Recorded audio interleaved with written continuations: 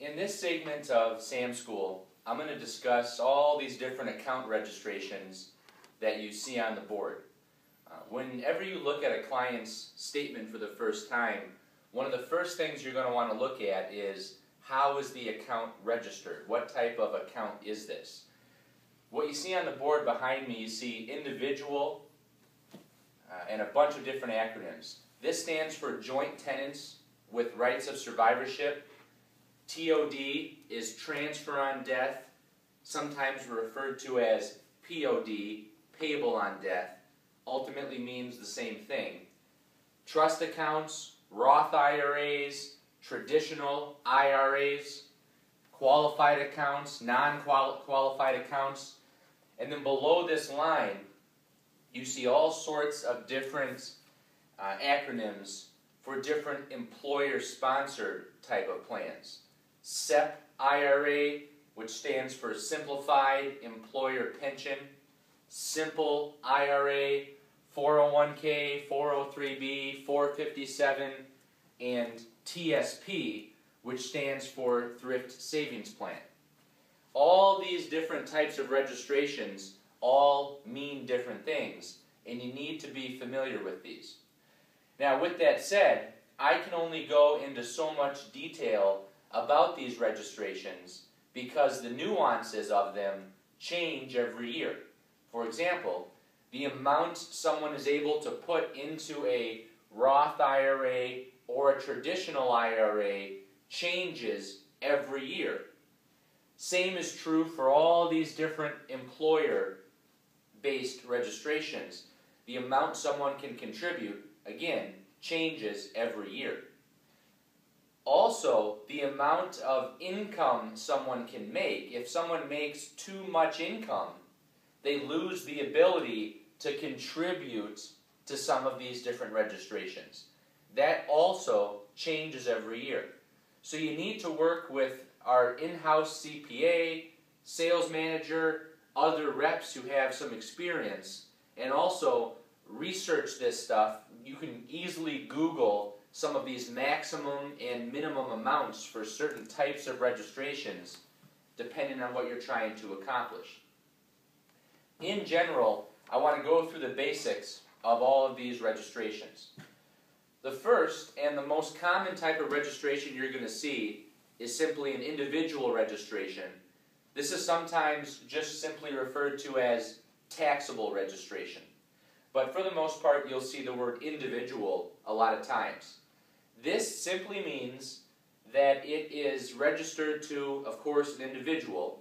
It's in their name directly. It's not shared with anybody, so it's not joint. It's also not part of any type of IRA.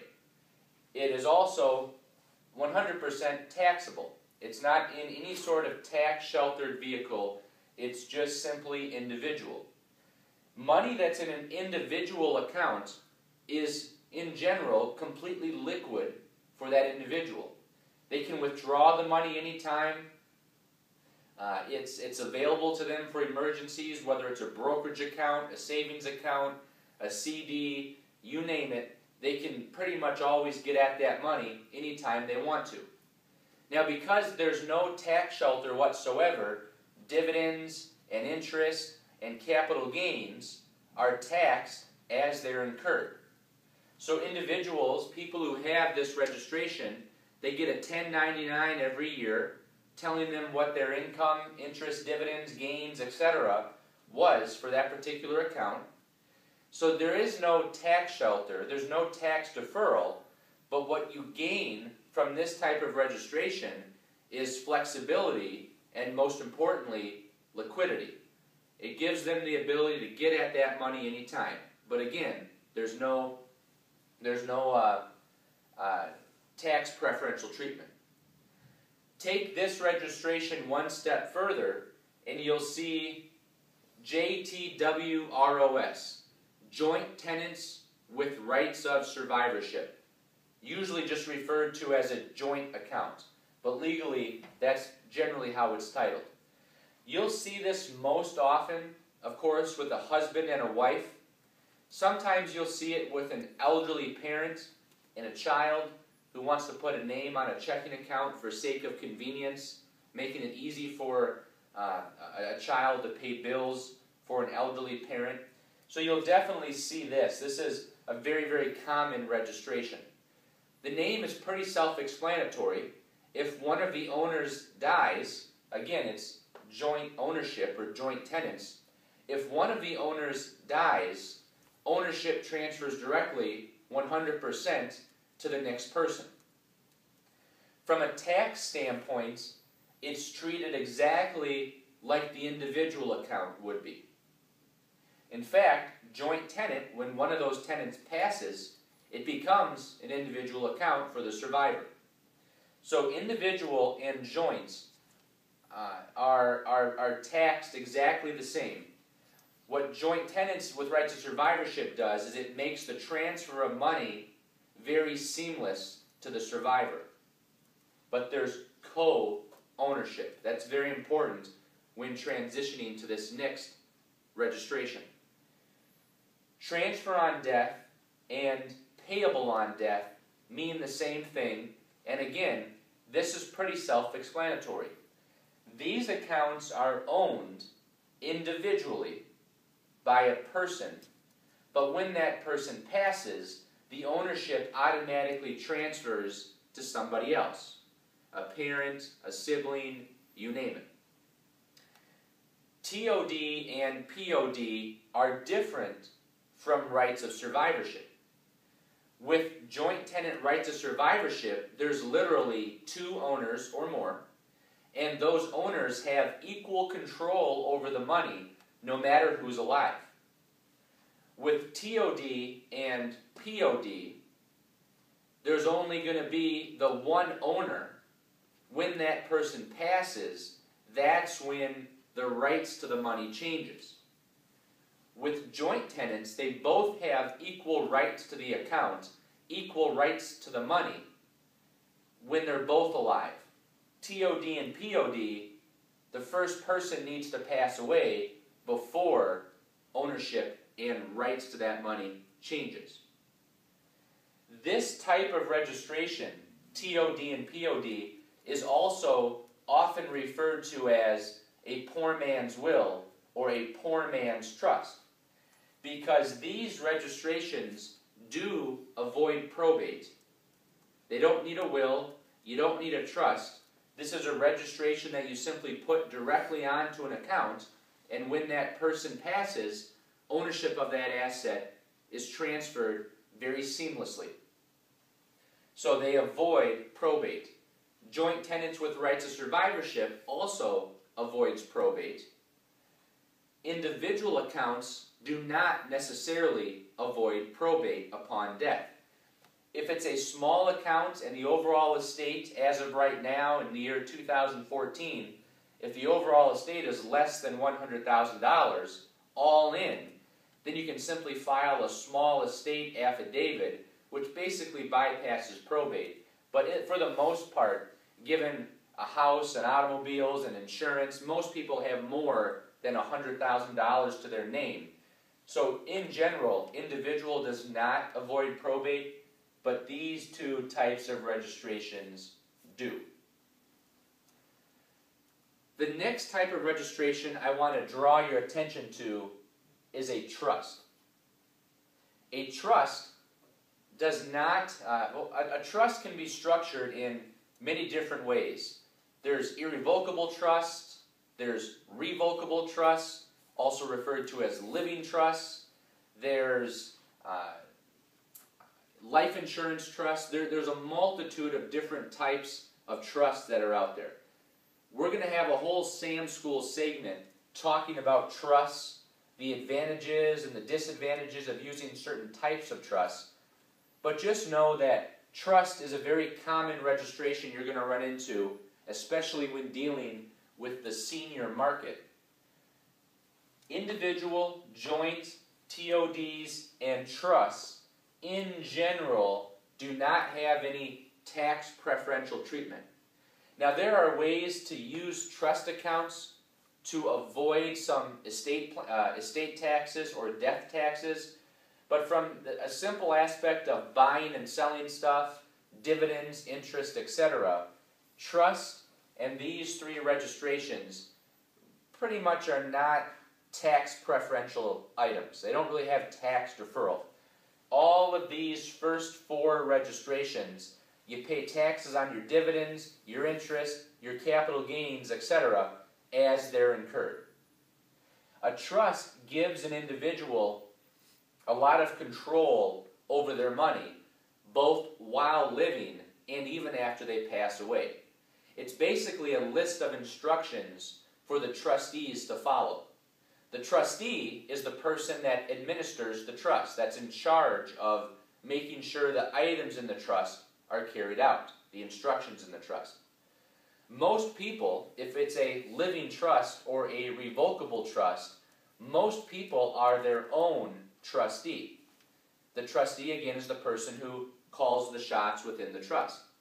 When that person passes, a successor trustee, usually a spouse and then a child, will be in control of administering the trust. So it's not really used for tax preferential treatment, but it's used for control, both while alive and after they pass. Again, these four registrations, no tax preferential treatment. Roth IRAs is a registration you'll see also quite often. Roth IRAs give the owner the ability to contribute money after taxes. So money that goes into a Roth IRA is after-tax money. There was no tax deduction before it went in. It's money that that person has already paid taxes on. Once the money goes into a Roth IRA, the money in the account grows completely tax sheltered. You don't pay taxes on your income, your dividends, your interest, your capital gains, etc. All the money in the Roth IRA grows tax-free, and the money can be withdrawn tax-free. Now, in theory, Congress could change that law at any time, but overall, once the money goes in, it's never taxed again. Both the growth and the ongoing interest and dividends is tax-free for down the road. The nuance to this that you need to know is once the money goes in there, it can't be withdrawn without penalty for at least 5 years or until the client is 59 and a half years old, whichever's longer. After 5 years, since the money's already been taxed, a client does have the ability to withdraw their contributions as long as what they're withdrawing has been in the Roth IRA for at least 5 years. The gains and all the earnings really can't be touched without taxes and penalties until age 59 and a half. In general, most people don't put money in there with the intent of taking it out after 5 years, those contributions. Most people, when they put money in, it's going to stay there growing tax-free until at least age 59 and a half. And when they do finally withdraw money from the account down the road, again, nothing is taxable. Very, very powerful. Traditional IRAs work somewhat similar with one very important difference. Money that goes into a traditional IRA is pre-tax money. So the money was sent into the IRA, and that person wrote that contribution off on their taxes, effectively making that contribution pre-tax money. So money that's in a traditional IRA has never been taxed. A traditional IRA grows tax deferred, just like the Roth does. You don't pay taxes on your interest, your dividends, your capital gains as it grows. So it's tax deferred. However, since the traditional IRA money is pre-tax money and the money has grown tax deferred, technically all the money in this type of registration has never been taxed. Therefore, when it's withdrawn, taxes are paid on the entire distribution. So just back up a second and just kind of think about that. Roth IRA after-tax money. You never pay taxes on it again, even on the growth. Traditional IRA is pre-tax money. You haven't paid taxes on any of it ever. Therefore, when you do finally withdraw money, the entire amount is taxed. The nuances between Roth and traditional are very important. Also important to note that you can't withdraw money from a traditional IRA also until age 59 and a half. Any money that comes out of a traditional IRA before age 59 and a half, the individual needs to pay a 10% early withdrawal penalty on the entire amount they take out, plus they're going to pay income tax on whatever amount they withdrew. So it's income tax plus a 10% penalty on anything withdrawn from a traditional IRA prior to age 59 and a half. After age 59 and a half, you're only paying income tax on whatever you withdraw. Very important types of registrations. In addition to traditional IRA, you'll also see a registration called IRA rollover or rollover IRA. Traditional and rollover mean the same thing. If someone has a rollover IRA, that's just simply a rollover into a traditional IRA that was funded from an employer plan. So someone took their employer plan, be it a 401k, a 403b, a TSP, what have you, they took that plan, transferred or rolled over that money into a traditional IRA, and sometimes you'll see statements and companies coding that account as simply a rollover IRA. From a tax standpoint, a rollover is pre-tax money, and it works very similar, basically identical to the traditional IRA. The only nuance that's really different is technically if an account is coded as a rollover, the client has the ability to roll that account back into a future employer plan if they choose to. So if it's a rollover, they have the ability to keep rolling it into various employer plans. If it's a traditional IRA, they do not have the ability to do that. You're also going to see some registrations when dealing with annuities. You'll see the word qualified and non-qualified.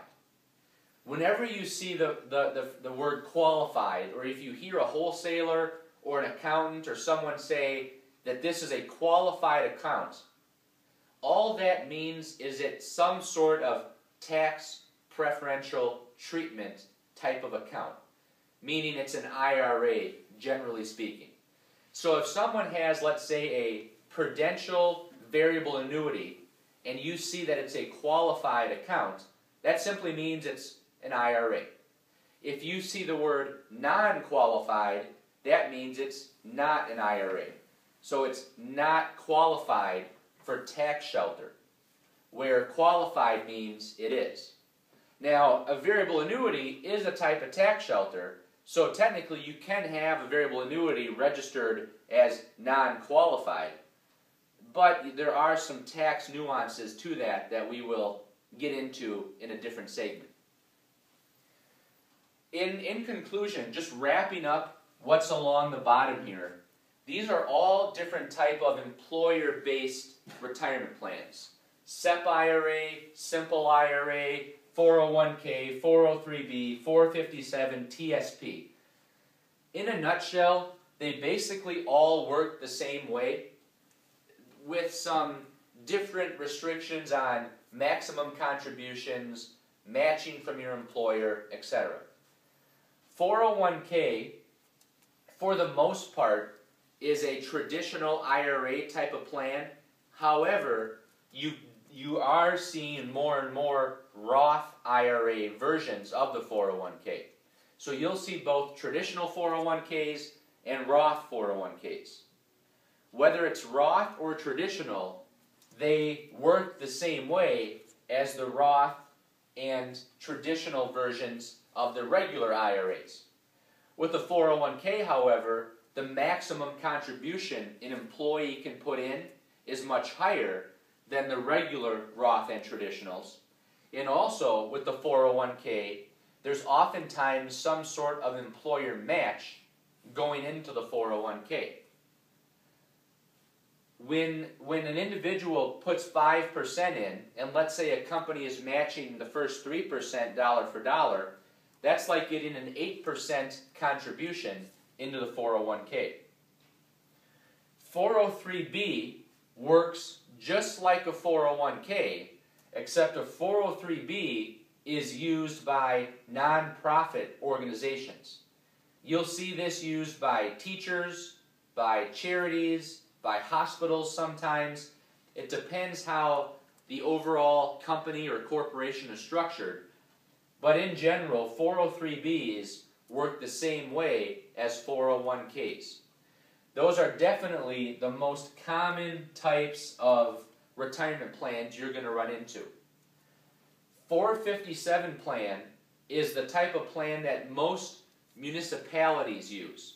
So if you work for a city or a county, a local government, you're going to have a 457 plan. And if you work for the federal government, you're going to have a thrift savings plan.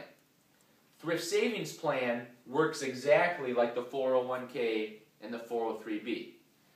These are just simply different chapters in the IRS code, in the tax law book, that reference these different segments. So for example, Chapter 401 Section K is commonly referred to as a 401k plan. So these all work very similar. There are some subtle nuances, and I encourage you to research these registrations online and know these like the back of your hand, because you're going to run into these a lot.